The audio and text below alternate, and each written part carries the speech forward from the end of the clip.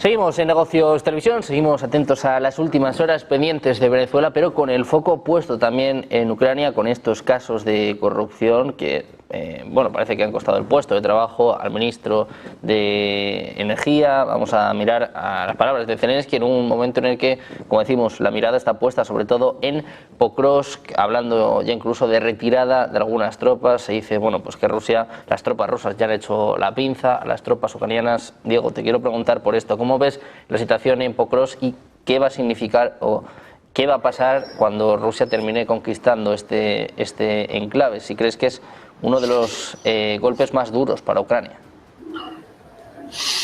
Bueno, estamos hablando de Pokrovsk, que realmente es una ciudad que lleva cerca de casi 2 años sitiada, si no más. ¿Sí? O sea, estamos hablando de una resistencia casi numantina.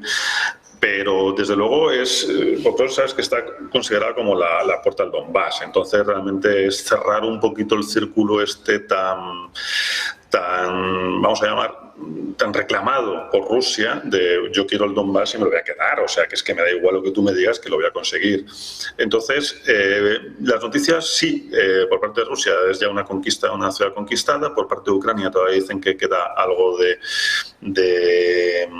soldados ahí y tal, pero realmente están totalmente sitiados y es una conquista más de Rusia. Yo creo que tiene un efecto, tiene 2 efectos principales. Uno logístico, porque no olvidemos que por ahí pasa gran parte del ferrocarril, tiene minería, que ya no se está explotando desde la guerra, tal. Pero desde luego tiene un carácter, por supuesto, logístico y de imagen y tal, pero también yo creo que tiene un punto moral muy serio, ¿no? En el sentido de que las tropas ucranianas están perdiendo un bastión que para ellos era, no digo inexpugnable, pero desde luego que estaban resistiendo, como he dicho, con una pelea feroz, ¿no? Calle a calle, puerta a puerta, y ahí se han mantenido durante 2 años en una ciudad pequeñita, pero con una importancia, como he dicho, de imagen y logística interesante. Entonces, hay diferentes críticas. Yo creo que es un golpe muy serio, un golpe muy importante a todo lo que está suponiendo ahora mismo el avance de las tropas rusas en Ucrania. Yo creo que es como un punto que no pasaban y de repente, ¡boom!, van a avanzar como más, ¿no? Es ese clic que le faltaba también para los rusos, porque al fin y al cabo tienen más de 100.000 efectivos en esa parte del frente.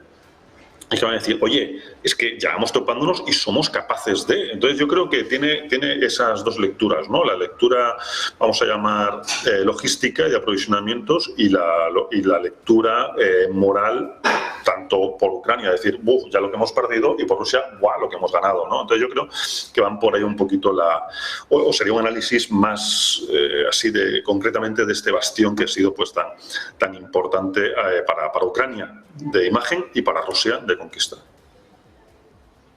Bueno, pues con el foco puesto en Pokrovsk, atentos a lo que pueda pasar en las próximas horas. Parece que son horas decisivas para este enclave. Olga, te quiero preguntar también por esto. ¿Qué puede suponer la caída de Pokrovsk y también los casos de corrupción que se han conocido en el día de hoy? Parecen, pues una de las horas más complicadas para Zelensky.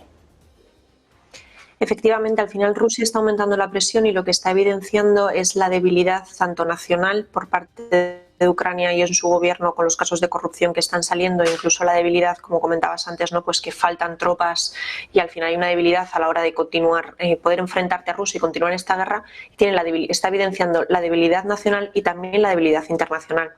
Recordemos y pongamos el foco en el que ahora mismo la Unión Europea no tiene una falta de voluntad de ayudar a Ucrania, pero lo que tiene seguramente es una falta de capacidad real para poder continuar perpetuando, por así decirlo, financiando y ayudando a Ucrania para poder continuar con esta guerra, ¿no?, contra Rusia. Esto lo vemos principalmente pues, en varias circunstancias. Lo primero, como decimos, es que Rusia continúa acercando, el cerco continúa avanzando en la guerra, las negociaciones de paz no llegan, Rusia el sistema internacional no es capaz de obligar, por así decirlo, o presionar suficientemente a Rusia para que se siente en una mesa de negociaciones bajo las condiciones, en este caso, pues pongamos europeas, estadounidenses o de Reino Unido, que es el gran olvidado, pero es el realmente interesado en este conflicto. Y entonces la falta de capacidad europea en ayudar realmente a Ucrania lo que está evidenciando es la debilidad tanto nacional como internacional. Nos encontramos que se reunían los líderes del G7 que no hay división en la posición y en la voluntad de apoyar a Ucrania, pero como vimos también en el anterior Consejo de la Unión Europea, sí que hay una división en cómo ayudar a Ucrania, ¿no? Veíamos que la Comisión Europea proponía dar 140.000 millones de euros de los activos financieros rusos como préstamo a Ucrania, y vimos cómo, por un lado, pues los Estados miembros de esa comisión, principalmente el primer ministro de Bélgica, debe ver que lo que hizo es paralizarlo porque no hay una seguridad jurídica, ¿no? Por lo tanto, lo que se está evidenciando es eso, es que hay una falta de capacidad de la Unión Europea de apoyo a Ucrania asegurándonos, ¿no?, todas las normas jurídicas, capacidades económicas, etcétera, y el motivo es porque afecta directamente a los ciudadanos europeos. Veíamos que Estados Unidos estas últimas semanas han puesto sanciones a varias petroleras rusas, y eso puede tener un impacto directamente en Bulgaria y en los recursos y la capacidad de diésel y gasolina que tengan, puesto que principalmente todas sus petroleras, sus gasolineras vienen de esta petrolera rusa, ¿no? Entonces, lo que nos estamos encontrando es que el continuar el apoyo a Ucrania implica un coste muy grande para los europeos, implica un coste muy grande para todos los ciudadanos, y no tenemos la fuerza que realmente esa ayuda hace para frenar al Kremlin. Lo que estamos viendo es que el Kremlin continúa evolucionando, continúa avanzando, y nosotros no tenemos esa capacidad, ¿no? Cuando hablábamos, por ejemplo, de lo de la ayuda de los 140.000 millones que proponía Ursula von der Leyen, saltándose la seguridad jurídica de la Unión Europea, veíamos además cómo líderes de Reino Unido directamente tuiteaban, posteaban la crítica hacia el presidente de Bélgica y acusándole, ¿no?, cambiando un poco el relato y el argumento de que no apoyaban, no tenían voluntad de apoyar a Ucrania y que los siguientes iban a ser Europa, ¿no? Aquí lo que vemos es que Reino Unido tiene un papel muy fuerte, es principalmente quien está continuando y quien tiene mayores intereses en continuar esta guerra. Ahora mismo le ha dado a Ucrania 130, creo que eran 13 millones de libras, pues para evitar, ¿no? Porque como decimos, la guerra continúa, viene el invierno y la población ucraniana no tiene ni luz ni recursos energéticos como para poder subsistir durante este invierno con una calidades, vamos a decir, de sobrevivir al menos. Entonces nos encontramos ante una situación muy difícil. Y lo que estamos viendo es que hay que fomentar y tratar de llegar y sentarnos, ¿no?, pues al final en una mesa de negociación para tratar de conseguir un resultado que pueda obtener la paz. Pero tenemos un Putin en el que, por supuesto, está ganando, y por lo tanto, como en ninguna guerra ni en relaciones internacionales, si tú vas ganando una guerra estás dispuesto a ceder antes de sentarte en una mesa de negociación. Y por otro lado tenemos una Europa, un Reino Unido, que el mensaje que damos o que tratamos de hacer pues es eso, es no pedir sí o sí, exigir a Putin ciertas concesiones para poder sentarnos en esa mesa y poder verlo, ¿no? Mientras tanto, el conflicto continúa, Rusia sigue ganando, sigue avanzando, y como decía, lo único que se evidencia es la debilidad, tanto interna como internacional, de Ucrania ahora mismo en este conflicto. Bueno, pues un momento de debilidad, un momento crítico para Ucrania. No solo hay que fijarse en Pokrovsk, también se habla mucho de Kupiansk, incluso están reconociendo fuertes pérdidas en Zaporilla. Cristian, quiero saber cuál es tu opinión de lo que está pasando y también de cómo de cerca estamos de una caída del frente, cómo de cerca estamos del fin de la guerra en el caso de que caigan estas localidades. Sí, me parece que estaba silenciado, Cristian. A ver. Ya. Ahora. No creo que sea el fin, no creo que sea, Sergio, el fin de la guerra per se, pero sí el fin de Pokrovsk. Ucrania se puso solito la trampa. De ambos lados hicieron de Pokrovsk un bastión simbólico, que sí lo es a nivel táctico y logístico, pero le dieron mucho foco a Pokrovsk, y esa trampa ahorita los tiene en una gran disyuntiva. Resisten, hacen una resistencia heroica y moral y valiente, y que después se escriba en los libros de la historia, o economía de guerra, porque esas vidas que se salven en Pokrovsk, porque no van a poder contra el ejército ruso, debido a que las posiciones que están marcadas en el mapa por el Instituto de Estudios de Guerra de Estados Unidos, te marcan que le pueden hacer una maniobra de pinza a quien resista Pokrovsk y los van a aniquilar por completo. Entonces resistes moralmente, pasas a los libros de historia como una gesta heroica de la defensa, que de todas maneras va a caer Pokrovsk, o bien economizas esas vidas y esas armas para replegarte, replantearte tu estrategia y resistir otras ciudades, porque habrá otras ciudades a donde todavía no llega Rusia, en donde se requieren esos hombres, se requieren esas municiones. Entonces es un tema de racionalidad o de moral. y te digo, al final la culpa la tiene la misma Ucrania.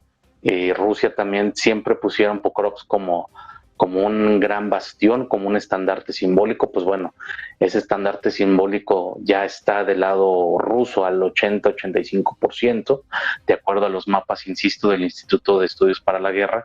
Entonces, yo creo que va a prevalecer la cuestión racional, aunque el ceder Pokrovsk sin luchar sí va a ser un duro golpe para la moral de las tropas, para la moral de la nación ucraniana y seguramente, bueno, que quisiera decir que también para sus aliados, pero sus aliados y principalmente los europeos, creo que no les podemos hablar tanto del tema de la moral.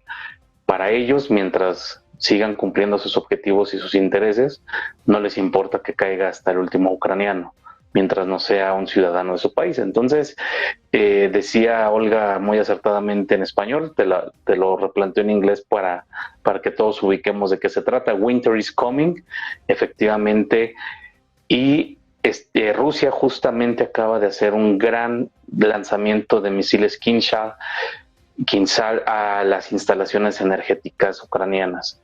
Por eso este invierno que viene va a ser un invierno muy duro y muy frío para muchas localidades. Vimos en una entrevista a Zelensky que incluso ahí en el Palacio Presidencial se les iba la luz. Entonces, no es un buen augurio lo que viene para Ucrania. Consideremos también que Estados Unidos, si se enfoca a Venezuela, va a ir soltando paulatinamente y progresivamente Ucrania hasta que decida ceder a las peticiones que originalmente tenía Rusia y Putin desde los primeros acuerdos de Minsk. Vamos a regresar, por desgracia, ese es un pronóstico, no es un análisis, es un pronóstico. Vamos a regresar a las condiciones iniciales de Rusia, pero después de más de 1 millón de muertos y después de una destrucción en ambos frentes. Creo que es lamentable que por intereses sobre todo del Reino Unido, recordemos el papel de Boris Johnson, porque eso también debe de pasar a la historia como una persona que bloqueó el acuerdo de paz con tal de defender no sé qué intereses, y tenemos que estarlo recordando todo el tiempo. Bueno, pues a la espera de ver qué pasa con Ucrania, con el foco, decíamos, en Pokrovsk, en Kupiansk, momentos, horas críticas para esta guerra que, bueno, veremos cómo evoluciona. Muchísimas gracias a los tres por estar con nosotros. Diego, Cristian, Olga, un placer teneros a los tres por aquí. Muchísimas gracias. Muchas gracias. Muchas gracias.